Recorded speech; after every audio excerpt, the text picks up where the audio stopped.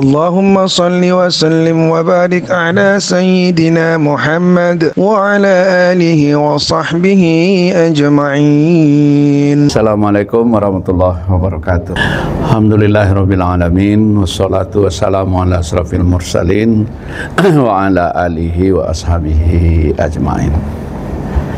Bu Rektor yang kita hormati, Bu Profesor Dr. Hajah Martin Kustati MPD, Ibu Prof yang lain yang ikut hadir, ada Bu Prof Nana dan prof-prof lainnya di lingkungan Fakultas Tarbiyah yang kita hormati, Pak Dekan Fakultas Tarbiyah, Pak Prof Yasmadi, dan insya Allah Prof Pak WD dan Bu WD, serta Bapak dan Ibu dosen lain yang segera menyusul, yang kononnya hari ini atau minggu-minggu ini ya Pak Bes. Saya tadi sudah minta Pak Bes segera dimasukkan karena saya lihat pengumumannya. Kita segera berharap kita yang sudah memenuhi syarat segera memasukkan kenaikan pangkat juga Pak Dekan sekalian. Seluruh sivitas akademika Fakultas Tarbiyah dan Keguruan yang hadir di ruangan aula dan Bapak dan Ibu yang hadir di ruang Zoom yang saya muliakan. Alhamdulillah, syukur dan puji kepada Allah, salawat dan salam pada Rasulullah sallallahu alaihi wasallam. Ibu dan Bapak, barusan kita mendengarkan sambutan Pak Dekan dan kemudian dari Bu Rektor. Saya pikir semua hal sudah paham kita. Bu Luli, kita beberapa menit saja, saya tidak mau panjang. Semalam saya menulis dan sudah saya share, bahkan sudah dibikinkan linknya dengan background MTS kita. Judulnya saya beri kemarin, etika dan etik maaf. Tidak tahu juga entah itu yang muncul pada waktu itu. Sebab seringkali kita pada tingkat etik, ketika disebut etik itu kan artinya teori, etika profesi, kode etik dosen, etika dosen. Apa bedanya tuh Pak Son? Kode etik dosen, etika dosen.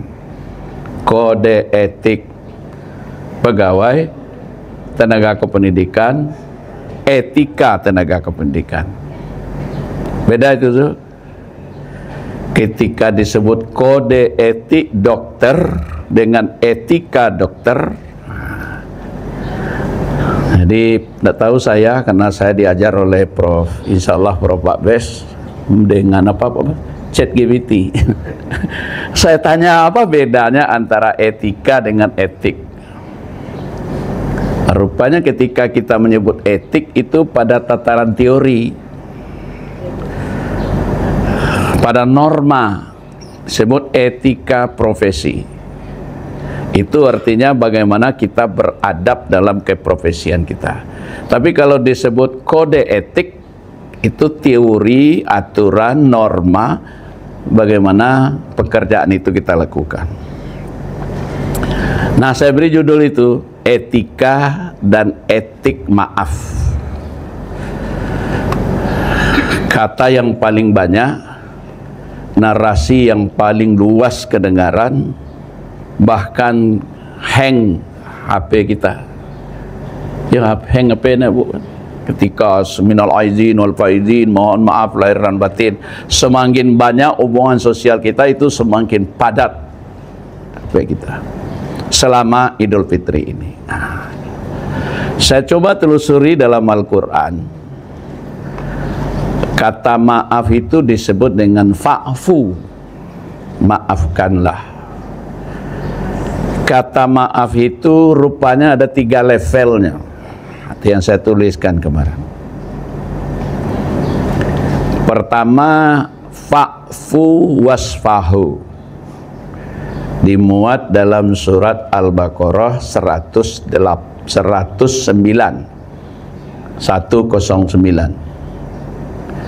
Nah, ini Pak Zainimal nanti ini analisa kata, ini lagi analisa teks.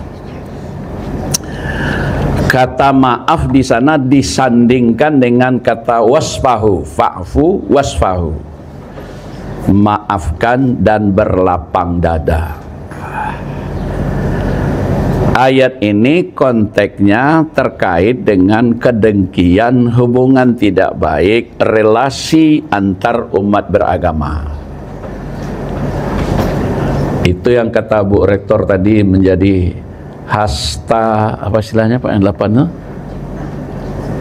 Menteri Agama nih? Asta cita. Ya, saya nak apa lagi, tapi tahu isinya ada 8 program slogan dari Pak Menteri Agama kita ini, tagline-nya. Satu itu tadi itu. Kerukunan berbasis kemanusiaan. Jadi hubungan antar kita dengan yang tidak sekeyakinan dengan kita tetap saja baik, rukun. Karena dasar kemanusiaan.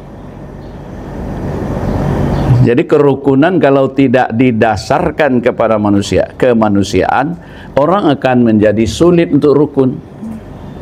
Nah, saya tulis di sana relasi yang inklusif, tidak eksklusif. Hebat sekali selama Ramadan ini berjalan.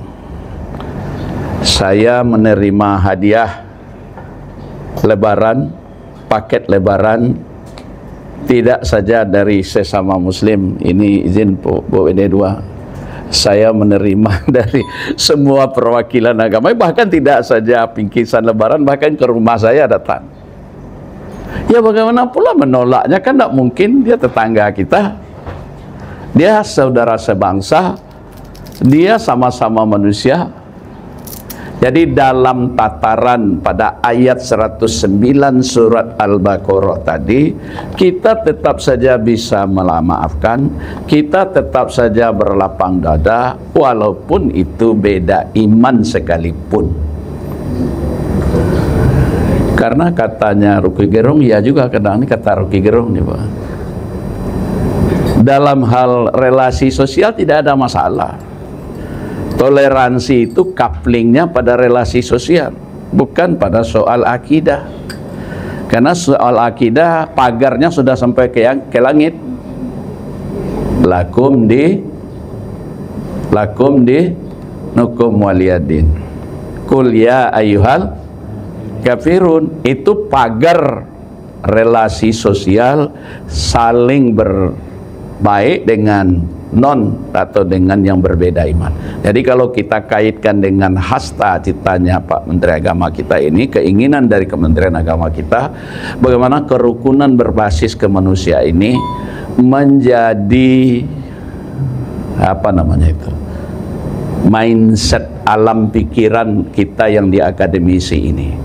Artinya jangan pula lah ikut kita memprovokasi.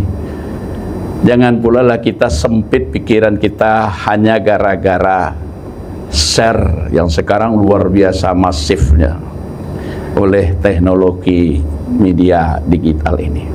Satu, jadi level paling rendah dari kata maaf itu diiringi dengan wasfahu, dan ini sudah berjalan ke semua lini.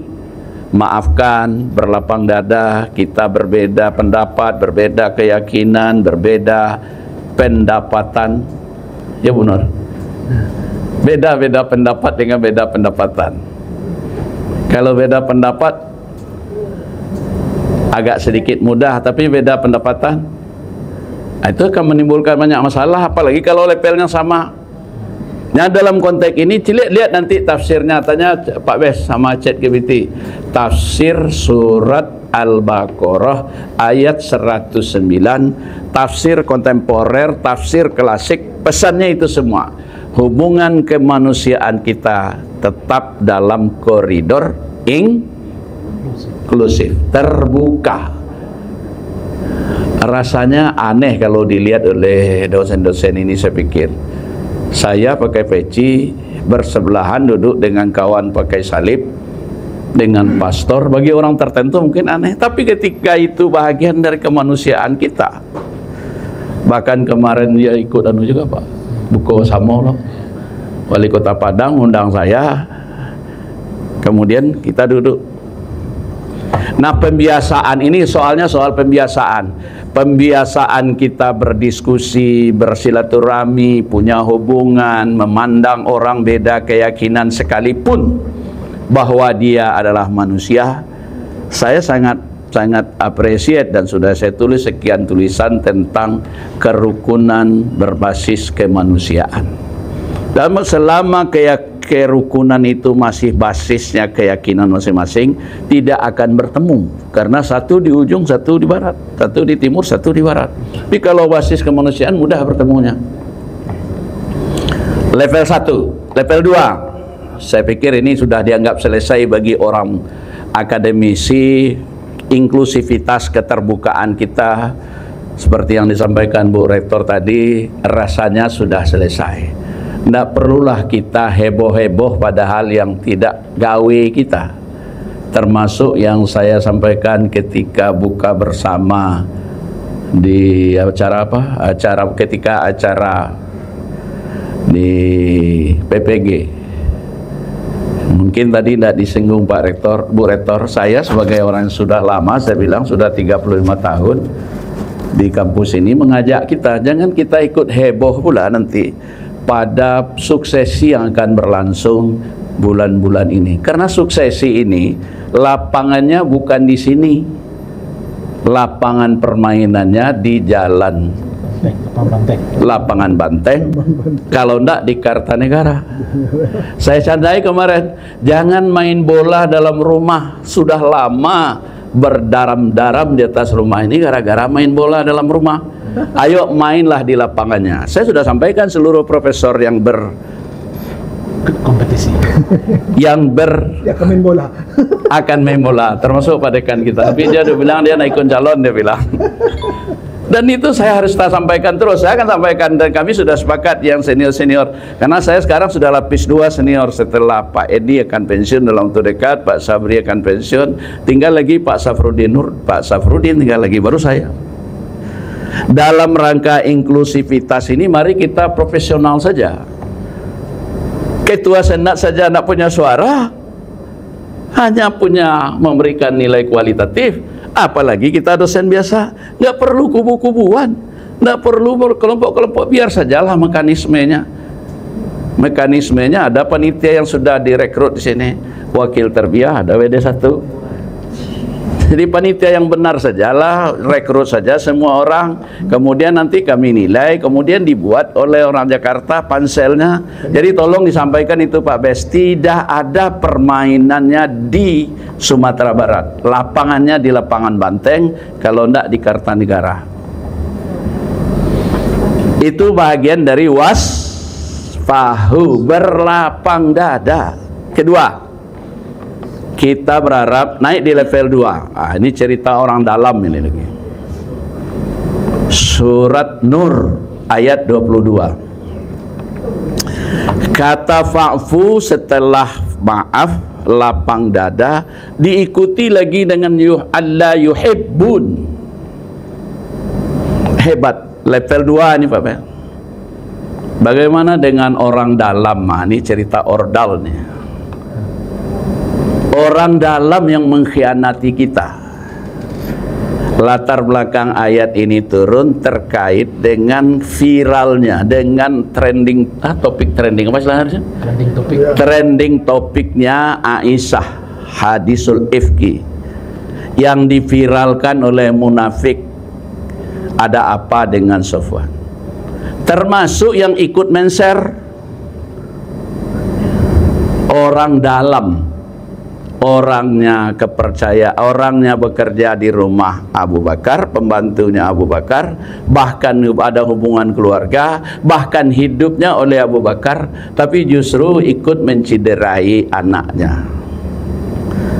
Jadi Pak Dekan saja dulu lah dosa orang dalam, kok masalahnya Pak Dekan, sabar saja Pak Dekan. Abu Bakar selalu di permasalahan orang, bayangkan istri Nabi anak tokoh utama orang dalam. Jadi orang dalam yang bermasalah, apa yang harus kita lakukan? Maaf seperti apa? Tetap maaf, maka ayatnya fa'fu wal yasfahu. Tambah satu lagi, maafkan, berlapang dada, pelajari, cari asal usulnya, lakukan BAP kalau bahasa kini. Karena orang dalam dia diberiannya oleh harus di BAP. Tetapi jangan lupakan Allah tuhibbu anu orang awak, anu mencilui. Kata orang Bukit Tinggi. Saya orang Bukit Tinggi. Jujum. Bujum. Kayak itu filosofi orang Bukit Tinggi kan. Kata orang Kurai, anu orang awak, anu pencilui. Tuh mengalih. Menarik. Saya berpikir itu, saya cari ayat ini. Akibat dari ujung dari pahalanya ke Pak Bes nih yang ngajari saya ChatGPT. Ternyata di dalam kehidupan mana saja, di komplek kecil, di kelompok-kelompok kecil, tetap saja ada orang dalam yang bermasalah. Maka sikap Al-Quran itu maafkan, berlapang dada. Nggak tahu saya apa teori konselingnya tuh Bu Nur. Tuh Bu Nur, Pak Dede biasanya referensi saya. Tetap mencintai mereka. Allah, apa ayatnya tuh Pak Qasim? Ala tuhibbuna ayyaghfirallahu lakum. Ada satu lagi, tetaplah kamu la yajrimannakum sana'anu alla ta'dilu i'dilu. Kebencian jangan sampai mengurangi, merusak keadilan. Jadi maaf saya kalau ada kawan-kawan ada masalah, aku sebagai wakil dosen mau berikan. Kalau ada orang dalam kau namanya masalah, maafkan. Halo, Zul, dimaafkan dan tetap sayangi, tetap berikan layanan sepenuhnya. Jangan tidak dilayani. Itu Al-Quran. Kan Abu Bakar ditegur oleh. Sebaliknya pimpinan kau masalah kan? Hah? Atau sebaliknya pimpinan kau masalah? Kan? Iya. Maafkan. Oh. Atau ada babnya pokoknya. Bab khusus kini kita bab maaf, lapang dada, dan tetap jangan dibiarkan mereka. Disuruh kembali oleh Rasulullah, jangan kamu tidak infakkan dia, jangan kamu tidak biayai dia, dibiayai lagi. Tapi itu memang tidak mudah. Duitnya dia awak, digaji dia awak, tapi awak lah nanya kerajui. Tapi Abu Bakar bisa melewati itu. Dan dalam suasana kehidupan kita setiap hari ada seperti itu. Ketiga, masih kata fa'fu, hebatnya maaf pun. Maka ada tulisan kawan apa? The power of silaturahim. Power yang ada dari maaf dan silaturahim itu. Yang ketiga dalam surat apa itu ya? Itu Bu Fauza tahu tuh. Ali Imran 159. Ayatnya Bu Fauza. Orang lagu pandai ternyata. Fa bima rahmatin minallah. Saya tulis di sana soft leadership. Tidak tahu juga kepandaian siapa itu memilih kata yang tepat, kepandaian si AI memilih kata yang tepat itu. Ini untuk kita semua. Kata maaf diiringi oleh 4 kata setelah itu. Maaf, lapang dada, mohonkan ampunkan, faliyasah, fa'fu wasfahu wal yastaghfiru. Fabima rahmati minallahi lintalahum walau kunta fazzan ghalizan lan faddu min haulik fa'fu anhum wasfahu wastaghfiru. Sudah tuh, fa idza azamta fatawakkal Allah innallaha yuhibbul mutawakkilun. 4, maaf, lapang dada, doakan mereka. Setelah didoakan, ini kajian saya nih, tasawuf nih. Tawakal, serahkan urusan ke Allah. Jangan dipikirin jauh oleh awak nak sakit dia. Nah, sering saya sampaikan Pak WD 1 nih. Pak WD banyak orang masalah dipikirin, mati lah awak sadanya. tinggalkan dia di belakang, ketika serahkan dia ke urusan kita kepada Allah.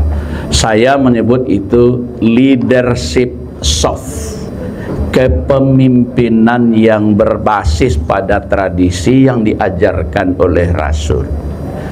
Betapa Nabi diajarkan oleh Tuhan, janganlah bersikap kasar. Fabima rahmatin minallahi lintalahu. Kalau Anda tidak santun, Anda keras, kasar, maka dia lari. Oleh karena itu, maafkan. Pemimpin selalu membuka pintu maaf, berlapang dada. Mungkin ini ulun mengarati lah, kata Profesor Elvendri sama saya, untuk memberikan pengertian pada orang. Kalau sebuah perusahaan dana edukasinya itu bisa mencapai 15%. Jadi magi pengertian kau mau anak mudah, maka siwa elok kadang-kadang dipahami dengan orang tidak baik. Oleh karena itu berlapang dada. Tidak hanya berlapang dada, doakan orang yang berbuat tidak baik pada kita. Itu mandak mudah itu. Saya menyebut itu etika yang sangat mulia. Apa dalam tulisan saya kemarin itu? Betul keagungan akhlak Rasul. Kalau ndak juga lagi, sudah dimaafkan, sudah berlapang dada, sudah kita mendoakan pada Tuhan, selesai itu jangan lagi membebani kita. Fatawakkal 'alallah, innallaha yuhibbul mutawakkilin. Hebat ayat ini kalau kita analisa, kita pahami dalam konteks-konteks tertentu. Itu barangkali solusi apa itu Bu Nur Samsi bisa itu konseling. Lah terakhir lah segala macam dipakai cara ndak aja nama fatawakkal 'alallah. Jadi saya bisa ceramah panjang, tapi saya harus ke Pariaman juga. Karena kami syukuran dibantu oleh Pak WD1, akreditasi kami nggak bisa kejar unggul, tapi A-nya A berat. Nah, ini mau syukuran sekaligus salah bihalal. Jam 1 saya harus di Pariaman. Kesimpulan, etika itu teorinya tadi semua, etiknya, etika, sikap, perilaku, atau dalam bahasa pendidikannya karakter. Karakter yang kita sebut hari ini karakter maaf dan memaafkan. Ada 3 levelnya. Level paling sederhana itu, paling rendah itu hubungan dengan masyarakat luas. Etika berbasis kerukunan, berbasis kemanusiaan.